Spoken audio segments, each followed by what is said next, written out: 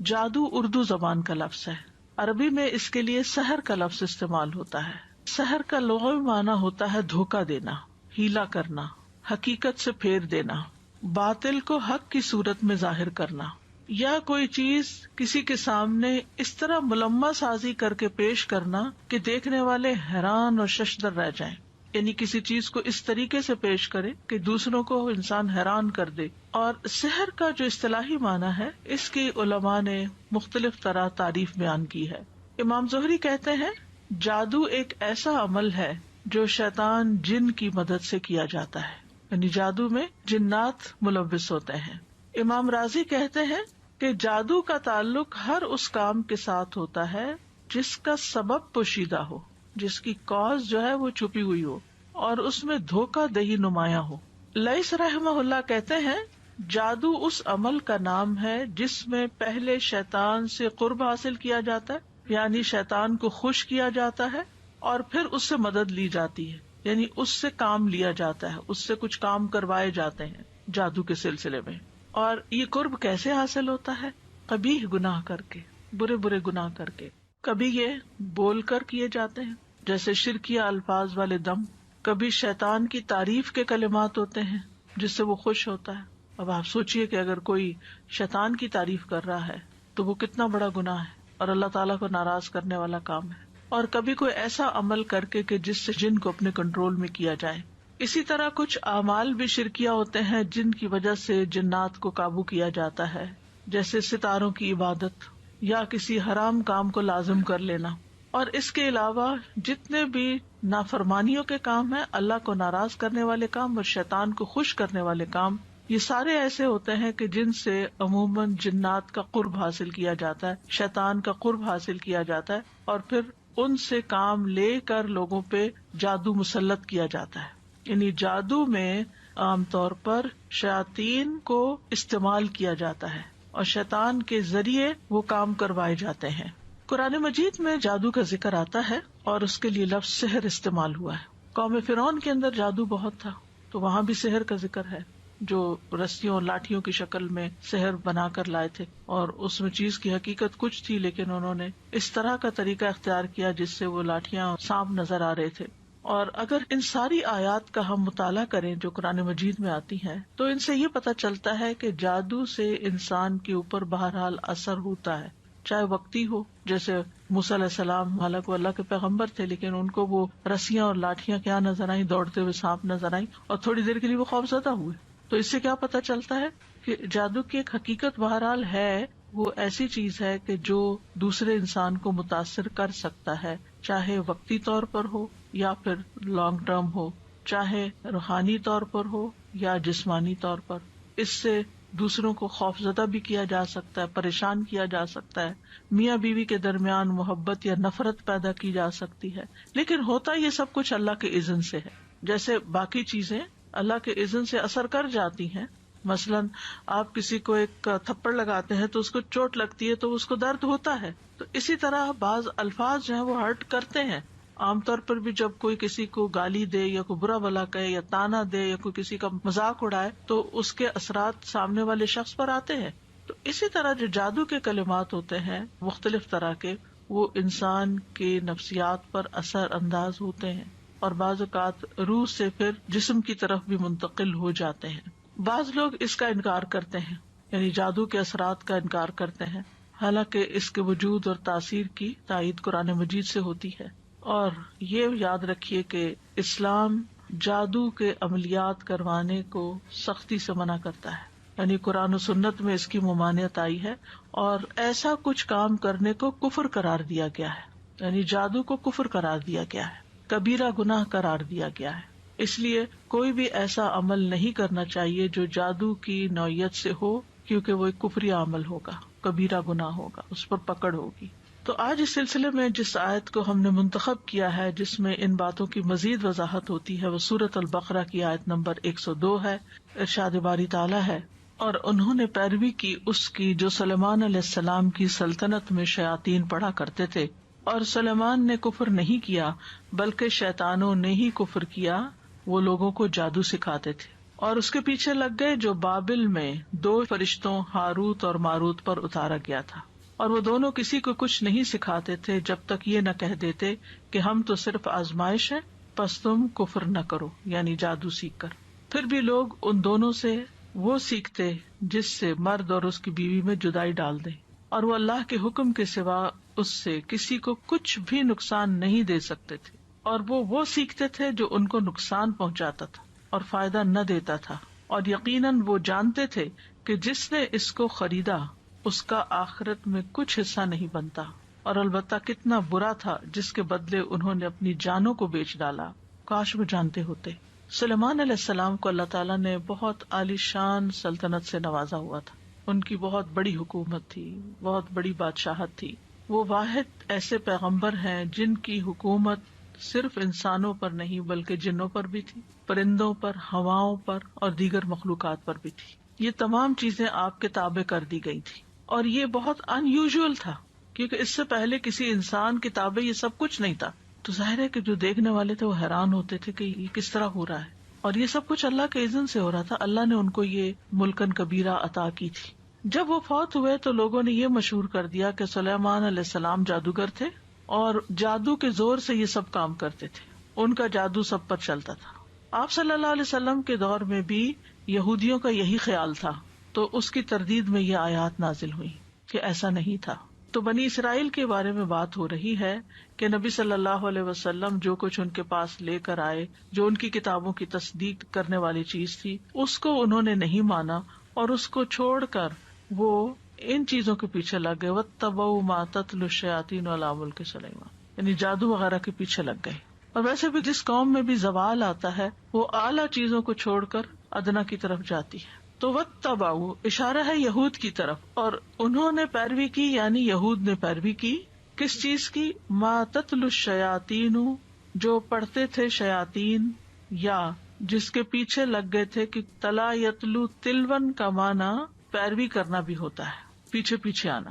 علی ملک سلیمان، سلیمان علیہ السلام کی بادشاہت میں، یعنی ان کے دور میں، ان کی بادشاہت پر نہیں، یعنی شیاطین نہیں پڑھتے تھے بلکہ ان کے دور میں یہ سب ہوتا تھا۔ یعنی ان یہود نے اللہ کی کتاب اور اللہ کے عہد کی کوئی پرواہ نہیں کی، لیکن اس کے برعکس وہ شیطان کے پیچھے لگ کر جادو ٹونے پر عمل کرتے رہے، اور یہ سلیمان علیہ السلام کے عہد میں بھی ہو رہا تھا۔ سلیمان علیہ السلام کے عہد میں بھی جادوگری کا سلسلہ بہت عام ہو گیا تھا۔ تو جب سلیمان علیہ السلام نے دیکھا کہ لوگ بہت زیادہ اس میں انٹرسٹ لے رہے ہیں، تو انہوں نے کیا کیا کہ لوگوں کی ایسی کتابیں، ایسا کلام، ایسی چیزیں ان سے لے کے اس کو اپنی کرسی کے نیچے یا اپنی سلطنت کے جو مرکز تھا اس میں نیچے کہیں زمین میں دفن کر دیا کہ کسی کے پاس نہ جا سکے، وہ یعنی اپنے تخت کے نیچے ان کو دفن کر دیا۔ تو ان کی وفات کے بعد شیاطین اور جادوگروں نے ان کتابوں کو پھر نکال لیا اور یہ مشہور کر دیا کہ سلیمان علیہ السلام ان کتابوں کے ذریعے تم پر حکومت کرتے تھے، وہ یہ پڑھتے تھے۔ تو لوگوں نے اس کو دھڑا دھڑ سیکھنا شروع کر دیا کہ ایک پیغمبر اگر یہ کرتا تھا تو ہم بھی کر لیں، کس طرح چیزیں غلط طور پر منسوب ہو جاتی۔ تو اللہ تعالیٰ نے اس کی تردید کی، فرمایا وما کفر سلیمان، سلیمان علیہ السلام نے کفر نہیں کیا تھا۔ یہاں کفر سے مراد کیا؟ جادو، یعنی سلیمان علیہ السلام نے جادو کے بل پر، جادو کے زور سے حکومت نہیں کی تھی۔ وَلَٰكِنَّ الشَّيَاطِينَ كَفَرُوا، یہ شیطان تھے جو کفر کر رہے تھے، یعنی جادو کا کھیل کھیل رہے تھے۔ نہ صرف یہ کہ خود کرتے تھے جادو، بلکہ يُعَلِّمُونَ النَّاسَ السِّحْرَ، لوگوں کو بھی اس کی تعلیم دیتے تھے، آگے بھی سکھاتے تھے، یعنی خوب پھیل رہا تھا یہ۔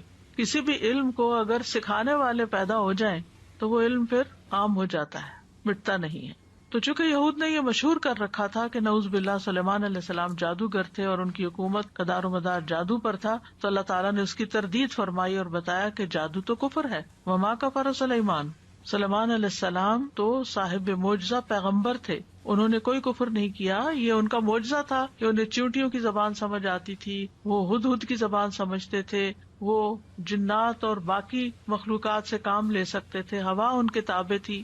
تو سلیمان علیہ السلام نے یہ سب نہیں کیا، بلکہ ان کے دور میں شیاطین نے یہ کام کیا کہ خود بھی جادو کرتے اور دوسروں کو بھی سکھاتے۔ اور کیا کرتے؟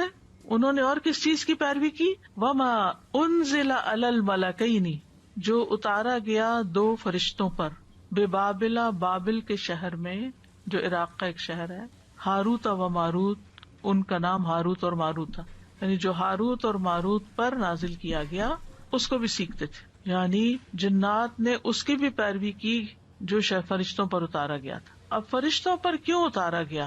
آزمائش کے لیے، یعنی اللہ تعالیٰ نے بندوں کے امتحان اور آزمائش کے لیے ان فرشتوں پر جادو نازل کیا، اور یہ فرشتے آزمائش ہی کے لیے لوگوں کو سکھاتے تھے، اور ان کو حکم دیا گیا تھا کہ اگر تمہارے پاس کوئی شخص جادو سیکھنے کے لیے آئے تو پہلے اس کو اچھی طرح بتا دینا کہ یہ ایک کفر کا کام ہے، اور ہمیں تو تمہارے امتحان کے لیے یہاں پر متعین کیا گیا ہے، لہذا تم کفر نہ کرو۔ پھر بھی اگر کوئی سیکھنے پر اصرار کرے تو پھر سکھا دینا اس کو۔ چنانچہ جو لوگ بھی ان فرشتوں کے پاس جادو سیکھنے کے لیے آتے، فرشتے اس کو پوری طرح ایکسپلین کرتے کہ یہ کفریہ کام ہے، لیکن لوگ اس سے باز نہیں آتے تھے اور سیکھنے پر اصرار کرتے، اور فرشتوں کے پاس سیکھنے والوں کا ایک جم غفیر اکٹھا ہو جاتا۔ اب دیکھیں، آج بھی اگر کہیں کوئی ایسے جادوئی کرشمے کیے جا رہے ہوں یا ایسی کوئی کھیل کھیلی جا رہی ہے تو آپ دیکھیں کہ اس کو دیکھنے والے کراؤڈ کتنا زیادہ ہوگا، یعنی اگر کوئی ایسا ہی مداری ہو یا جادوگر ہو جو مختلف طرح کے کام کرتا ہو۔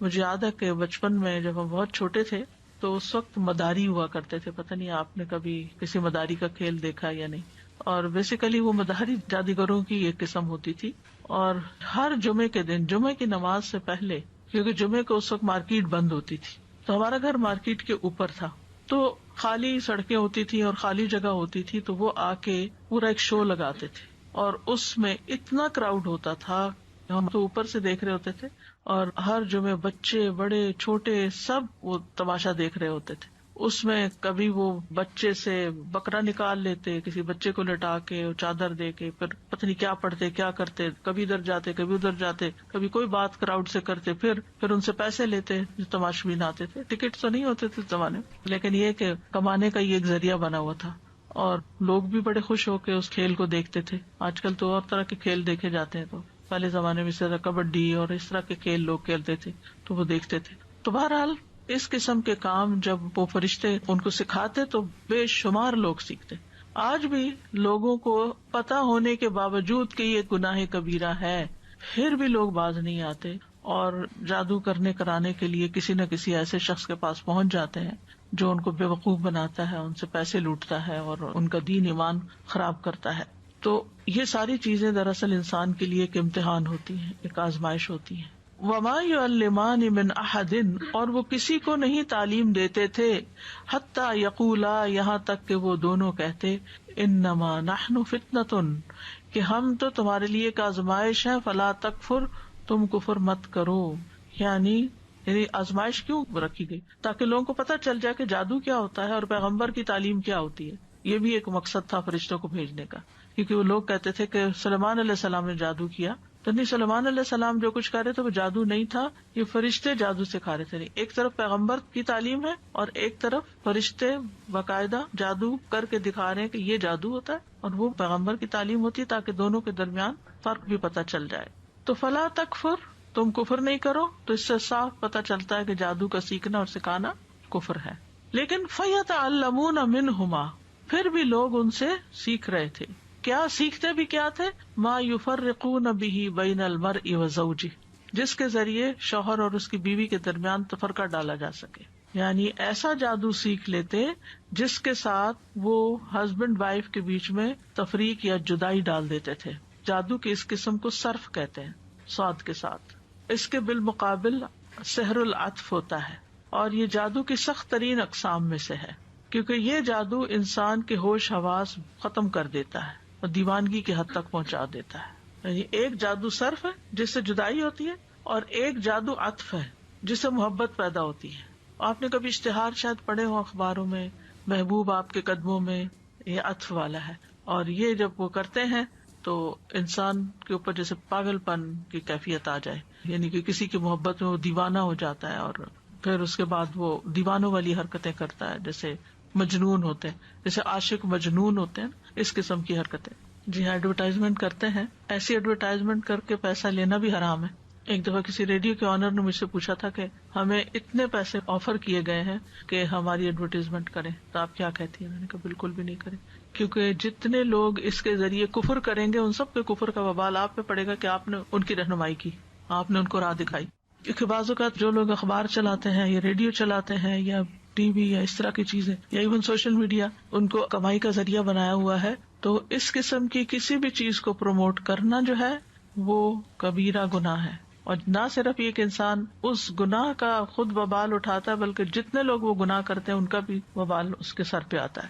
جہاں تک شیطان کا میاں بیوی کے درمیان تفرقہ ڈالنے کی بات ہے تو اس کے بارے میں حدیث میں بھی آتا ہے. صحیح مسلم میں ہے کہ شیطان کے لشکر جب لوگوں کو فتنہ میں ڈالنے کے لیے جاتے ہیں تو ان میں سے ایک آتا ہے اور کہتا ہے، یعنی ابلیس کے پاس واپس فتنے ڈال کے، میں نے اس طرح کیا، یعنی میں نے اس طرح بہکایا. تو وہ کہتا تم نے کوئی بڑا کام نہیں کیا. پھر ان میں سے ایک اور آتا ہے اور کہتا ہے میں نے فلاں آدمی کو اس وقت تک نہیں چھوڑا جب تک اس کے اور اس کی بیوی کے درمیان جدائی نہیں ڈلوا دی، ان کو الگ کر دیا. تو شیطان اس پر اسے اپنے قریب کر لیتا ہے، اسے حق کرتا ہے اور کہتا ہے تو نے اچھا کیا. پھر اس کو اپنے ساتھ چمٹا لیتا ہے کہ تو نے سب سے اچھا کام کیا، کہ جس کے ذریعے ہسبینڈ وائف کے بیچ میں لڑائی ڈلوا دی اور فتنہ.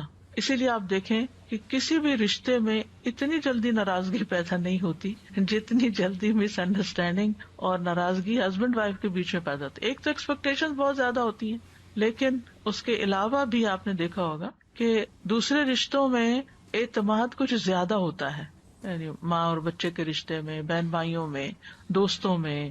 لیکن ہسبینڈ وائف کا رشتہ بہت ہی نازک ہوتا ہے، چاہے کتنی بھی محبت ہو شیطان بڑی جلدی غلط فہمی پیدا کر دیتا ہے. تو اس لیے ایکسٹرا کانشیس رہنے کی بھی ضرورت ہوتی ہے انسان کو.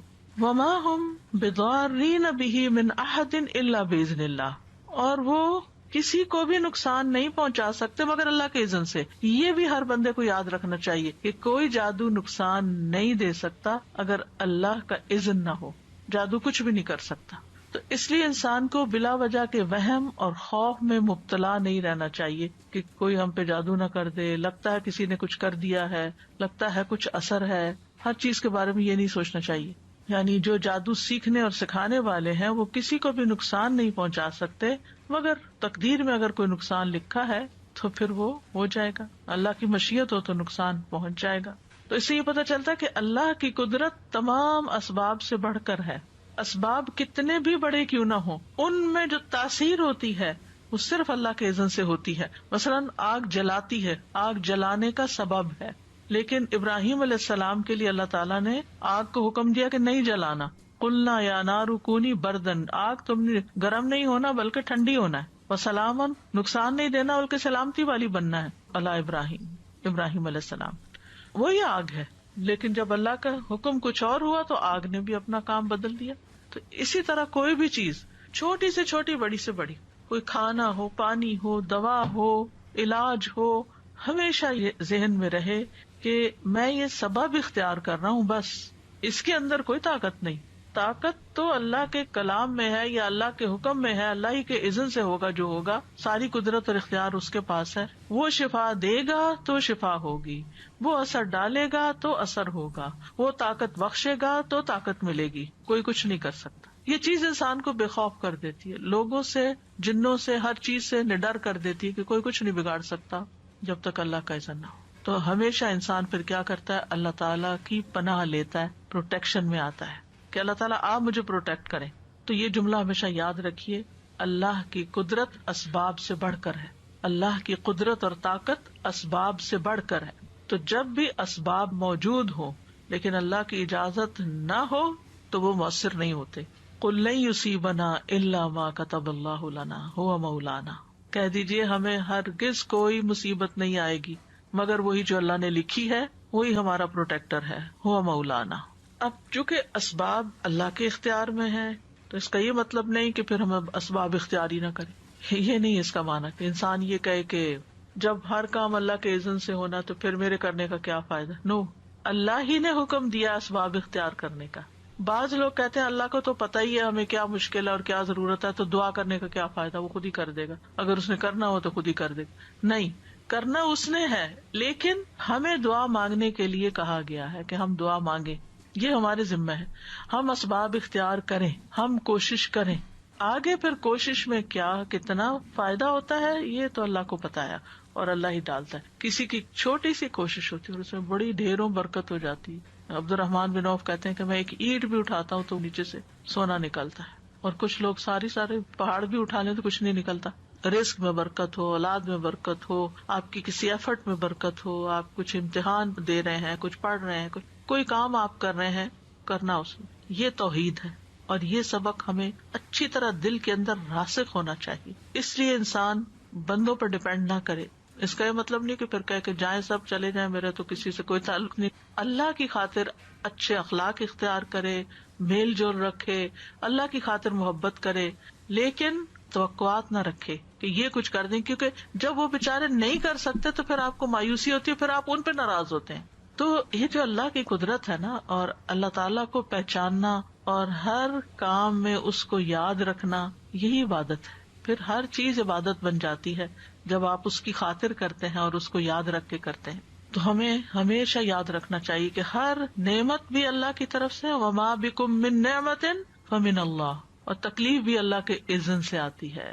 ما اصاب من مصیبت الا باذن اللہ ومن یؤمن باللہ یہد قلبہ واللہ بکل شیء علیم.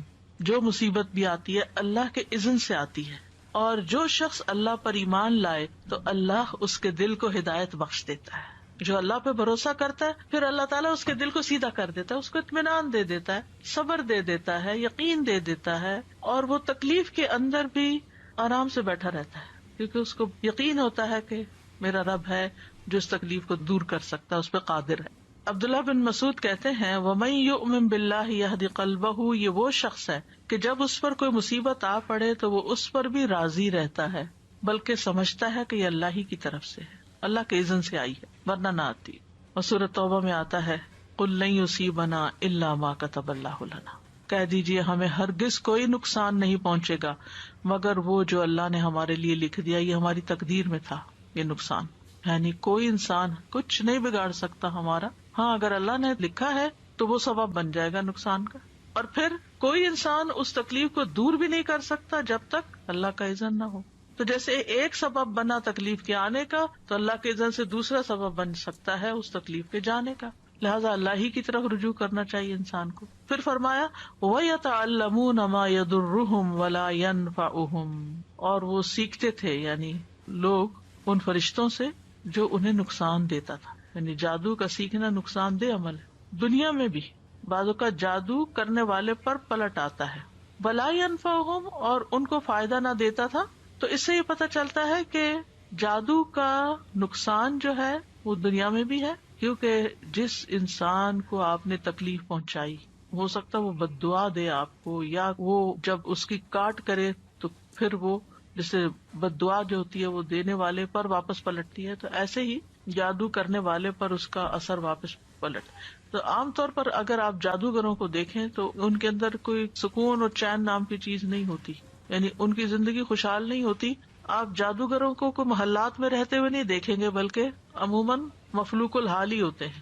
نہ ان کے اس رزق میں کوئی برکت ہوتی ہے، نہ ان کی زندگی میں کوئی کمفرٹ ہوتا ہے، اور نہ ہی وہ کوئی قابل اعتبار، نہ ان کی کوئی عزت ہوتی ہے. آپ کی بات بالکل صحیح ہے. جادوگر اتنے پیسے لیتے ہیں اور وہ پھر بھی مفلوق الحال ہی رہتے ہیں. وہ بالکل انہیں اپنے کام کے سلسلے میں اندھیروں میں رہنا پڑتا ہے، قبرستانوں میں جانا پڑتا ہے، گندے کام کرنے پڑتے ہیں.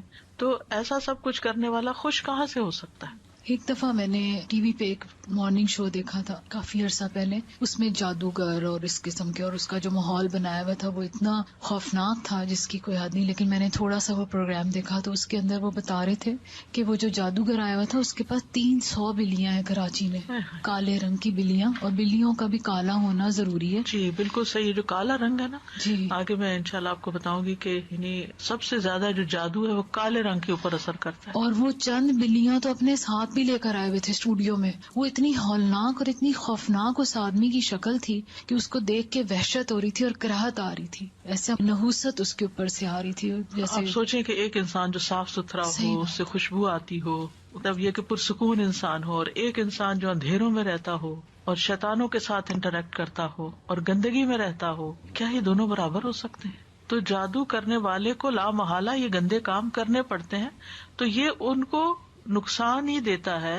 وَلَا يَنْفَعُهُمْ، اور ان کو کوئی فائدہ نہیں ہوتا کیونکہ اپنی عاقبت خراب کرے. اور اگر دنیا میں بظاہر کوئی نقصان نہیں بھی ہوا نا تو آخرت میں تو اس کا نقصان ہے ہی ہے. استاذہ جی یہ وہ بالکل ایک سچ بات ہے. ایک تو جادوگر کا زور اپنے پہ بھی نہیں ہوتا جب تک اللہ کی اذن سے ہی سب چیز ہوتی ہے. ہم ایک گھر میں موو ہوئے تھے تو ٹیمپریری گئے، اور لیکن صفائی وفائی کرنے پہ ہوتا ہے نا کہ اندر گئے تو صاف ستھرا. تو جب میرے بچے پینٹ کرنے لگے تو ونڈو کے اندر انہوں نے دیکھا، ونڈو کے کناروں میں جہاں ہول تھے اس میں تعویذ دبے ہوئے تھے، اور جن لوگ سے لیا تھا ان کے ہسبینڈ وائف میں بہت لڑائی رہتی تھی ہر وقت. میں نے ایک دن ایسے ہی بتایا کہ آپ کے یہاں سے تعویذ نکلے ہیں، یہ کیا ہے؟ تو کہنے لگی اچھا تو میں پوچھوں گی، میرے ایک بابا ہیں ان سے کہ یہ کیا تھا.